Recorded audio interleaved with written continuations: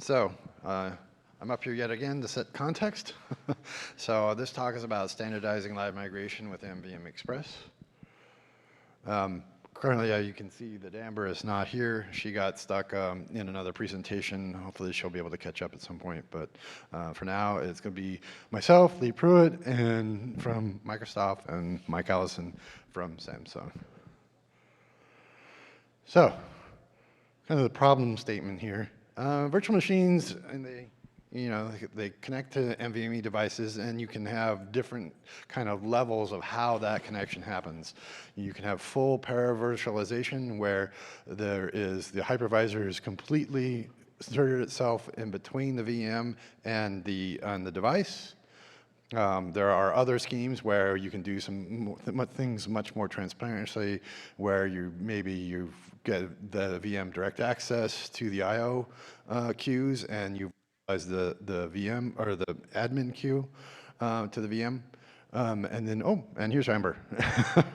and then from beyond that, you can get to hopefully points where there is no hypervisor software whatsoever between the VM and using that NVM device or piece of that NVM device in a virtualized environment. So with that, you kind of think of some of these things where the VM is running in one of these different states, and you want to, because of certain issues, so you have these service level agreements between the VM and there's a reason they're paying the hyperscaler, why they're paying them, and we need to enforce that so that we don't piss them off.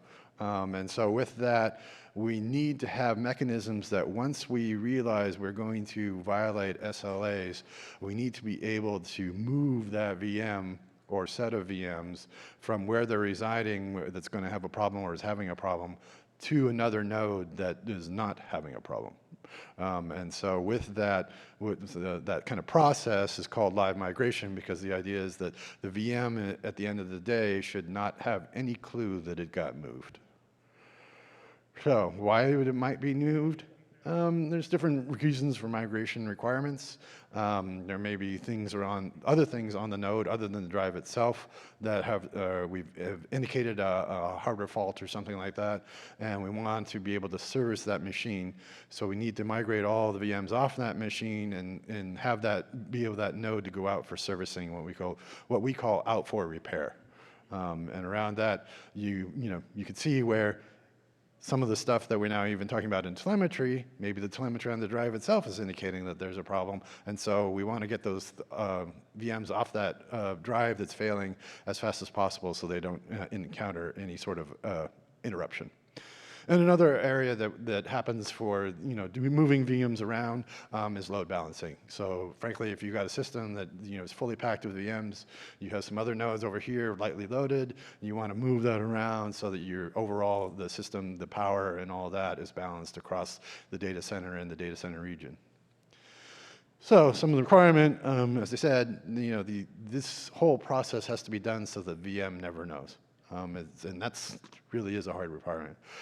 So throughout that entire migration, as part of them not knowing, is that the SLAs need to be met on the I/O. So they can't send, all of a sudden it's like, hey, first of all, I'm getting I/Os that are in the microseconds, and all of a sudden it took 8 seconds to do this I/O. What's going on there? So we need a very low latency method to allow us to do and meet those SLAs. So in the hyperscaler infrastructure, you think of hyperscalers have machines stored in vendor-specific configurations. These are sometimes they're local SSDs. Some of these are remote SSDs. Some of the things around, especially like in Azure Compute, the local SSDs are really meant as ephemeral storage. The VM can do whatever it wants on those, and we are just kind of letting them use them as part of that VM instance, right? So orchestration around ability to be able to move this stuff around right today is hyperscaler specific, and as I say, a lot of it is implemented in places where you have full paravirtualization, which introduces huge amounts of latency that we want to get rid of. So I don't know, at one point, so obviously, some of the use cases emerging, VMs and data both, VMs only, when the storage is remote, and so how do you set it up such that the node is detached, the VM is detached from one node, goes to another node, but then the attachment to its remote storage gets transferred seamlessly, and then even the heavier problem is when the storage is local and it has direct access to that storage. How do you get all of that data and all of the context and controller context and all the other stuff around what's happening as the VM is running moved seamlessly over to another target? So here we have the opportunities to kind of standardize that so it's not done in multiple ways. Google's doing it one way, Microsoft's doing it another, others are doing it in yet other ways. And so we want to basically bring that into NVMe and do that in a seamless manner. And so, the standardization pieces. Yes. I'm Mike Allison. I'm a senior director at Samsung working on standards. And I'm here to show you what we're doing in NVMe to start doing the process. And you could say, well, we're at an OCP thing where we're talking about NVMe. But in reality, if you go look at the OCP standards, they identify the optional features that are required that are based and defined maybe by other specifications like NVMe. The expectation is that there will be a future OCP spec that says you shall have live migration, and we're using NVMe to help standardize it in relations to NVMe. And so these, we all work on the same groups together, so we're just coordinating the right place to do the standards. So, all right. So, little history here. This is yours. Anyway, I didn't do this one. No, I can do it. All right. So when we're talking about migration, we're really talking about being able to migrate from one machine to another.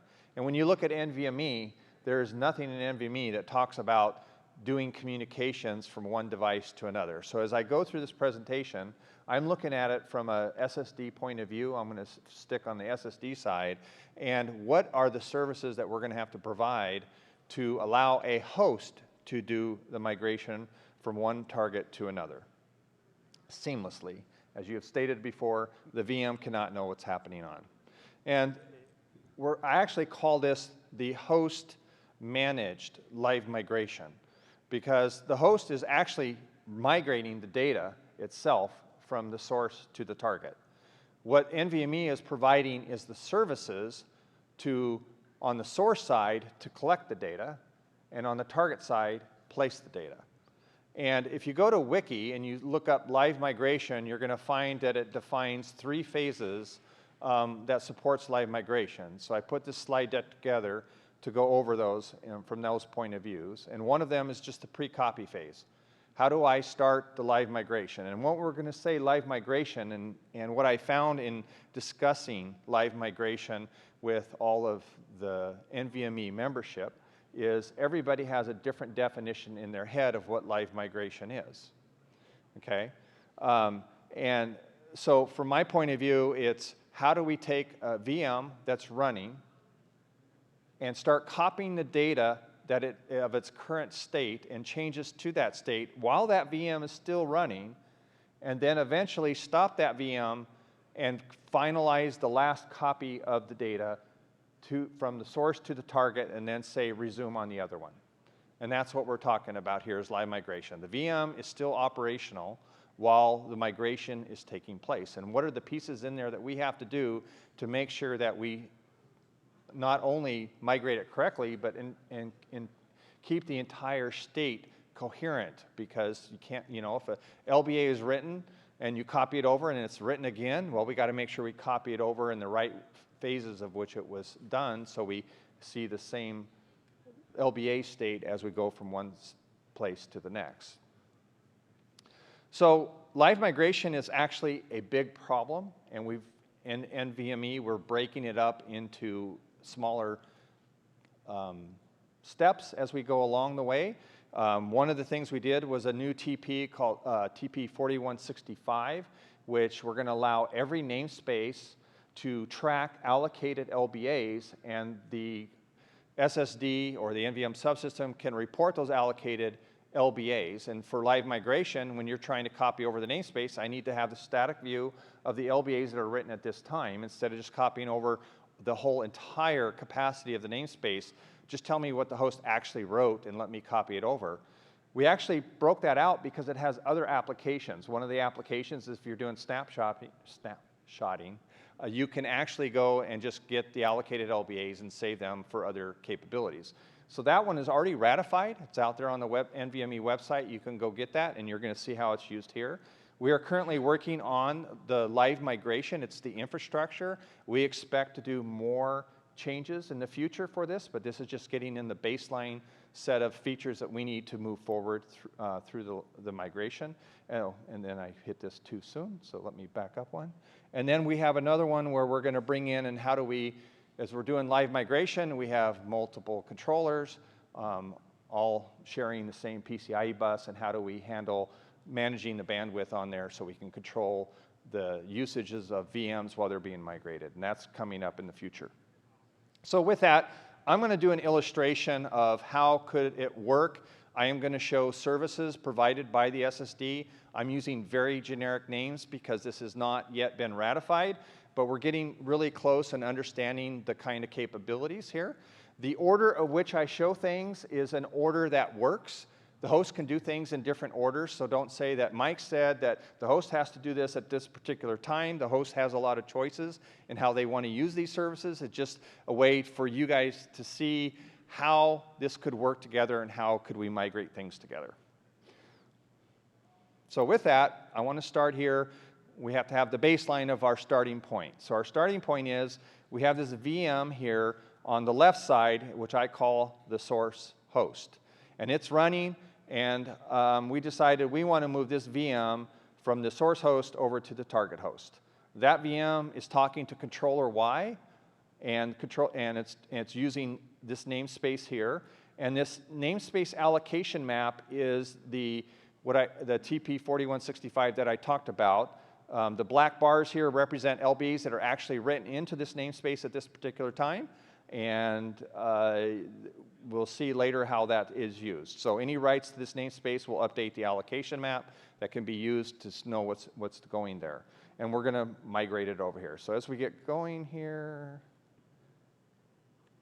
for some reason my mouse button isn't working.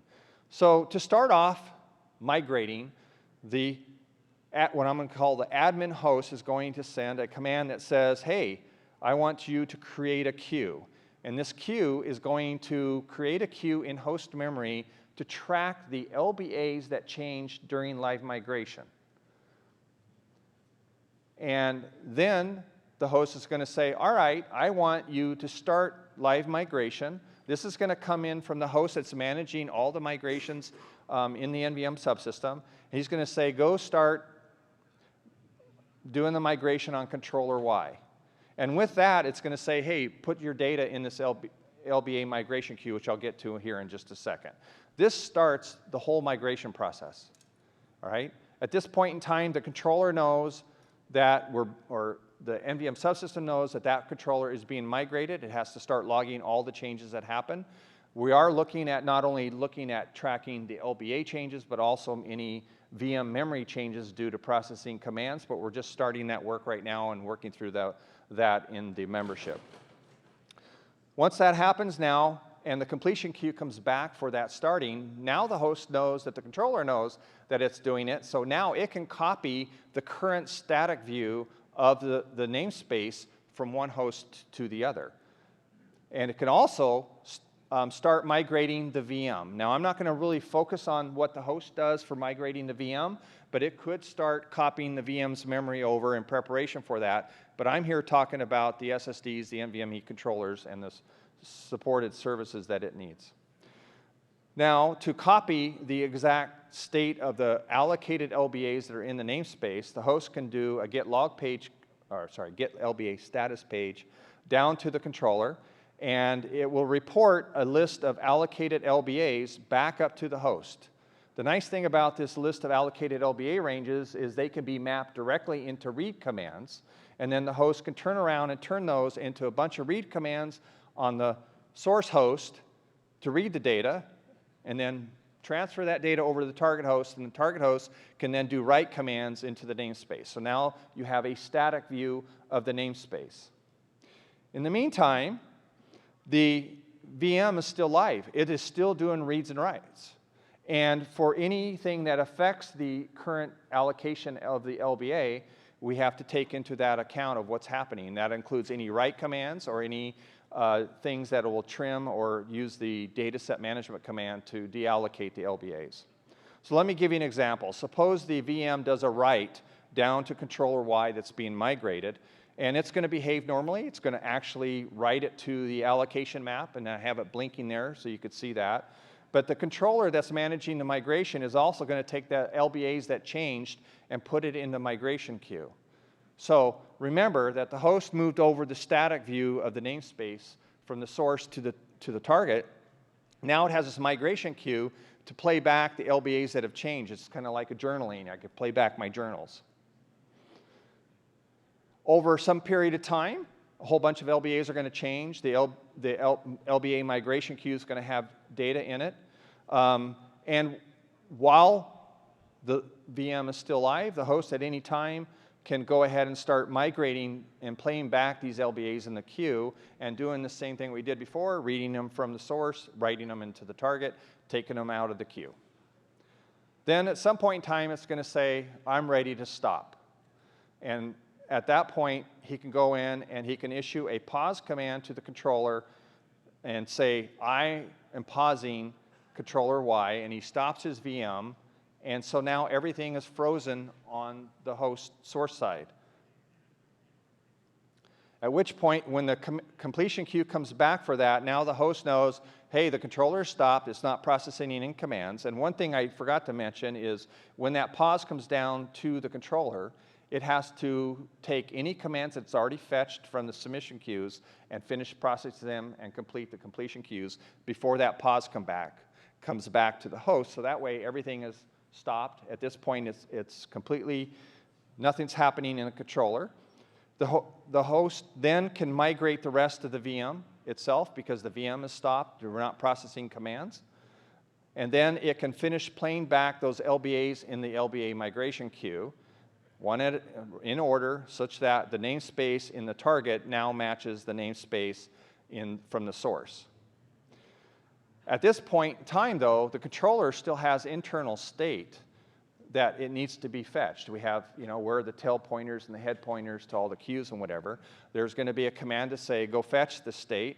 When the state comes back for that controller, the host then needs to migrate that state to the other host, and then there is a command to say, okay, take that state and save it into controller H, in this case, to say he's now at the same state so he can continue where he left off.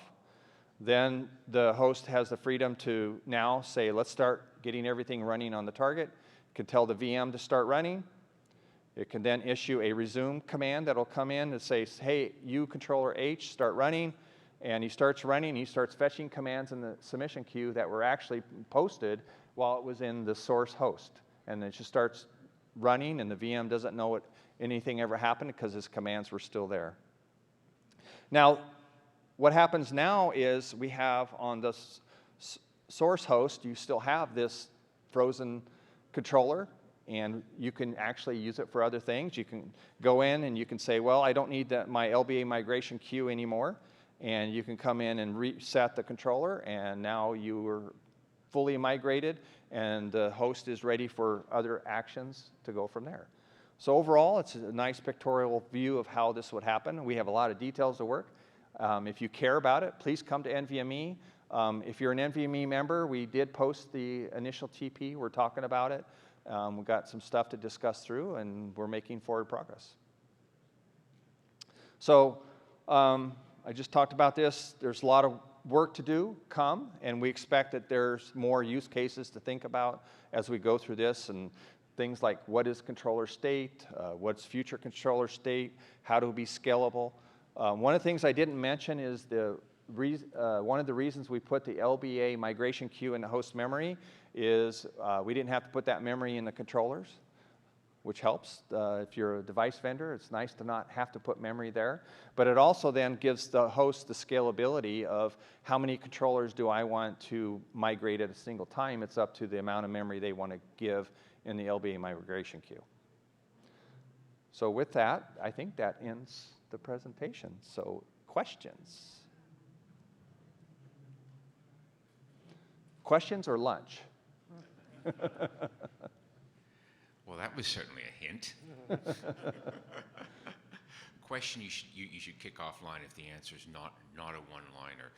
At the crucial point where you're going to pause the controller for migration, it looks like you've got a race between the CQE of the pause command on the one controller and the CQEs of the commands being finished on the other controller.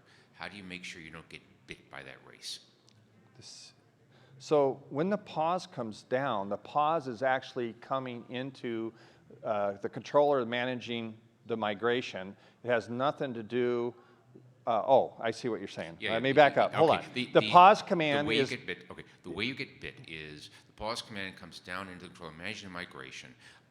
It shuts everything. It finishes up everything, shuts it down, goes to post the CQEs, immediately sends and the victim controller is posting its CQEs, and the CQE comes back for the managing controller, and somehow you get lost in the race there, and you leave some of the CQEs behind.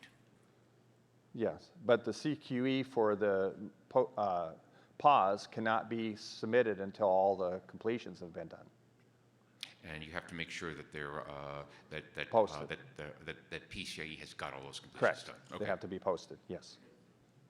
So what he was really saying is, the pause came down. It says, hey, complete all the commands you fetched, and you have to send those completions to the controller being migrated before that pause completion comes in, so the administration host knows that, hey, everything is done. I'm stable in my memory. Nothing's being coming down into transactions. Yep.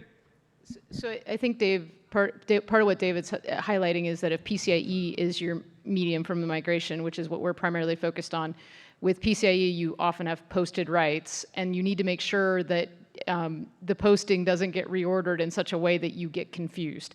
And so in that way, we need to make sure that we do a read or something that forces that flush of the data through before we post. And so that's definitely something we're talking about, and we need to make sure that each implementation takes into account so that you don't have that occur. Yep.